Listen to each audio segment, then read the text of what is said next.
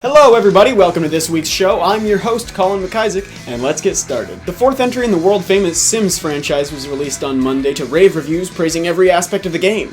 Critics are calling it a half-hearted experience, shrunken and sterile. Dagbuizo, labadoo! There were rumors circulating around the internet earlier this week that the new Nintendo 3DS would be region-free. That is, any console can play any game from any country. Unfortunately, those rumors were squashed when Nintendo told GameSpot that the new Nintendo 3DS would in fact be region-locked. Of the three major console manufacturers, Nintendo has the least financial interest in region-locking their consoles, and yet ironically, they're the only ones that still do it. That's the corporate equivalent of the friend who comes over to your house and demands to use your favorite controller even though he doesn't like it, just 'cause. The console also will not come with a charger in Japan, which sounds really weird, but would you believe me if I told you I could explain it? Well, you shouldn't, because I can't.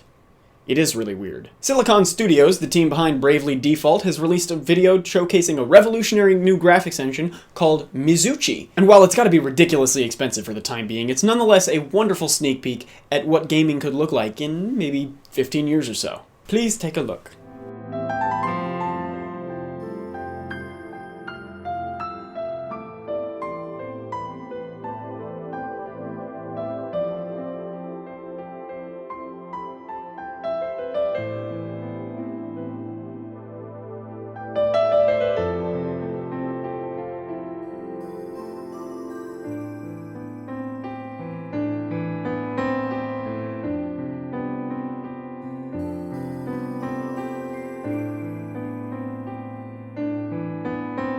Aside from the fact that this just looks absolutely stunning, I'm personally very excited to find out that Wally did eventually hit puberty. Capcom recently announced a sequel to Resident Evil Revelations coming to all current-gen consoles barring Wii U in 2015, which, as one Gamnesia commenter, Operator, put it, that's a nice big thank you to all the 3DS fans responsible for its success. Shortly after the announcement, the director Yasuhiro Onba decided to give players a big service by announcing that the color-changing bracelet that plays such an important role in the teaser trailer will be a major part of the game's story. And I cannot begin to exonerate him for his kindness, for I never could have deduced that for myself. Epic Games has announced a plan to provide free copies of Unreal Engine 4 for academic use, so colleges and universities can install the world-famous game development tool on all school-owned computers for free, and give free copies to students enrolled not only in video game development courses, but in art, architecture, simulation, visualization, and computer science courses. And hopefully soon they'll make it available to students of music, philosophy, English literature, and cryptozoology. And this last story before we get to our weekly feature, I have to shoehorn it in here because it came in right after I finished writing the script, but Sony and Bungie made a deal that Sony has the exclusive rights to advertise Destiny. You know, that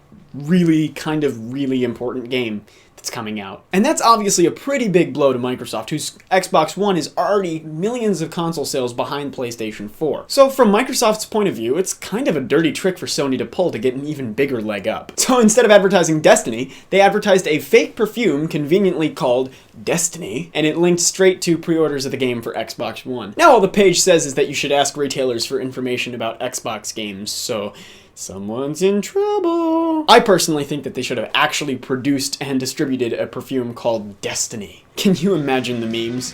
And now, it's time for... Oh my god. People on Twitter are mad about something. Whoa. So you've probably heard of this whole Gamergate thing at some point or another, and I've got to say, it's extremely disappointing to me. What I think we have here is no longer a battle about integrity or corruption, but instead an entirely us versus them mentality plaguing a feud between the gaming media and those who read it. Now, I admit that this is an extremely deep subject, one that nobody has been able to fully understand yet, and because of the weekly nature of our show, I admit that this is criminally under-researched. So perhaps we'll return to the issue at some point in the future, but for the time being, I think it's very important to discuss this issue, and to try as much as we can to bring the deliberately inflammatory remarks to an end. If you can get past all the slander, what it essentially boils down to is this. People who play video games feel betrayed. The gaming press exists to protect the consumer, to advise their readers what is and is not worth their time and money based on the quality of the product. But with many of the events that have happened at major gaming sites, The readers tend to think that the press is getting a little too cozy with developers and beginning to recommend games not based on quality, but instead according to their personal agendas. And whether you personally believe an individual writer's agenda is morally good or bad, the fact remains that it's a major breach of ethics. But the problem is that we're not having a conversation about these issues. Instead, both sides are belittling the others, throwing insults like feminist bullies and misogynerds. Whatever righteousness there was in either side has been completely undermined at this point by a total failure to view their opponents as human. We are all fallible creatures. We all have feelings and beliefs, and with the exception of just a few bad apples, we all want the best for ourselves and the industry and hobby that we love so much. So step back. Listen. We need to have conversations about these issues, not wars, because we are all gamers. And battles like these are making every single one of us look bad.